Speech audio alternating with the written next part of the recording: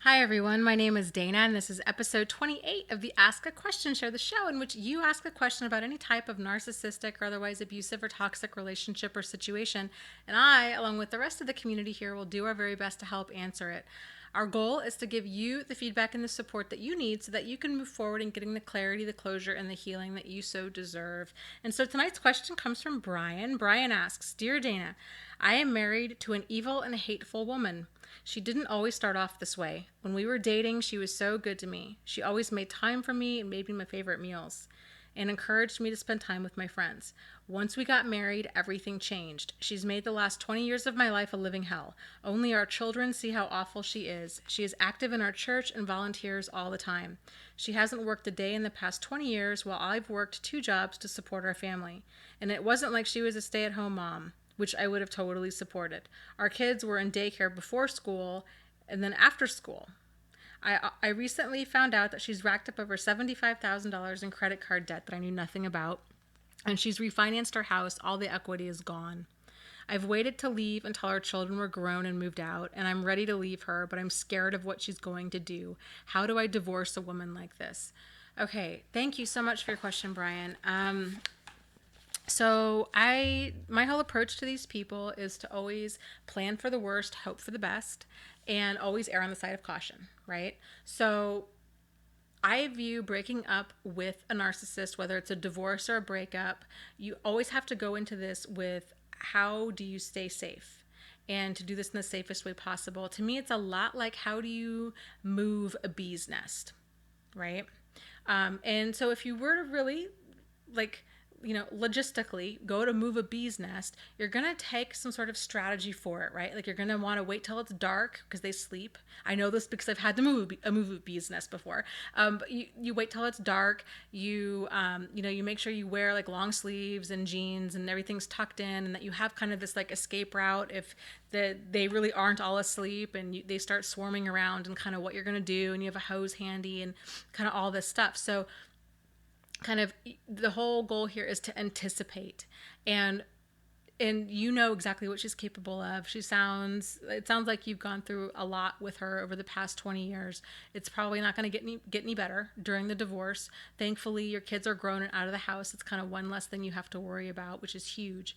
If I were you, I would go about this in a way, since there's no equity in the house, I would consider you being the one to move out. It's going to be a lot easier and less stress if you can swing it financially for you to move out. And then that way you don't have to try to kick her out, and then she's going to be screaming and arguing and chaos and drama and all that.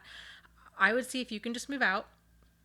Before you do that, actually, I would approach this whole situation in kind of like a safety plan kind of way. I will link to an article down below about that. So I would start gathering up your papers, important papers like birth certificates, social security cards, the last like 5 years tax returns, making copies of them.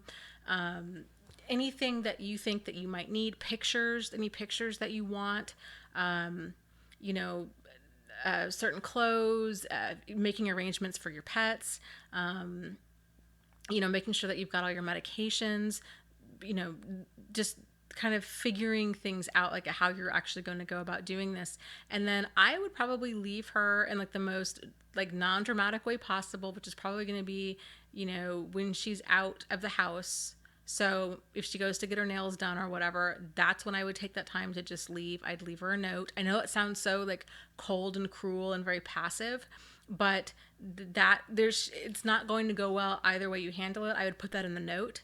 I'm really sorry to leave you a note to have to leave like this, but I feel like this is for the best. I don't want a scene. I'm tired of, the chaos, and I can't do this anymore. My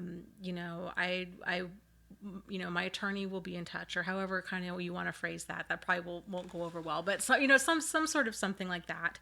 And, to approach her with don't let her ruffle you. She's going to try. Just approach the whole situation with a lot of compassion, a lot of dignity, and a lot of kindness. You can definitely stay polite and mature about the whole thing, and just realize and just let her act a fool. If that's what she's going to do, it's just going to make her look worse. So don't get ruffled. Line up another place ahead of time as to where you're going to go. I don't know, depending on what the dynamic is with the kids, if you want to kind of give them a heads up as well. I would give them, in case, if you think they're going to tell her, then I wouldn't give them that much of a heads up.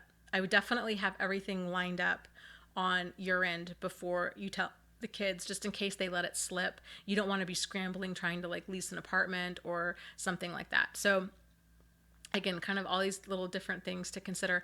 And, as far as actually going through the divorce itself, finding an attorney, letting them know that she's a very, high conflict person, and this is kind of what you're wanting to do. Keeping a paper trail too of all of the stuff that she's been doing, if she's still showing a lot of really, toxic behaviors, kind of what you've had to deal with. So, you know, those kinds of things. I hope that helps.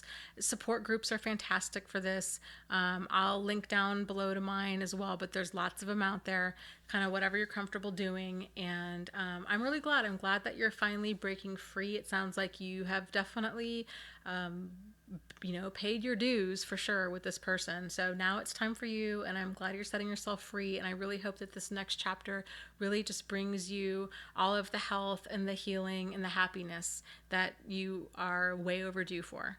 So that's what I got for you. I'll be curious to know what everybody else has to say. And as always, if anybody else has any questions, comments, concerns, frustrations, ideas for videos, you just want to say hi, please let me know. Contact info down below. And as always, you guys, you're not alone. You're not crazy, and you really can heal from this. So take care, and I will talk to you soon. Bye.